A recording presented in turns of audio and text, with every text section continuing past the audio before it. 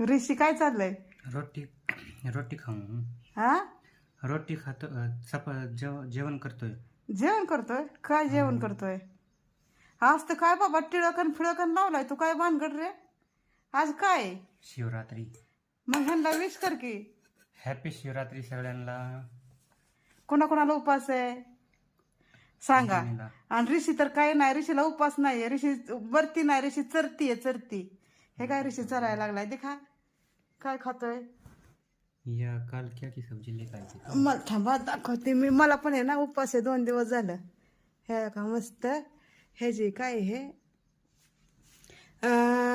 कोंदऱ्याची भाजी आणि रोटी चाललंय ऋषीचं मस्त जेवायचं. या सगळे जेवायला.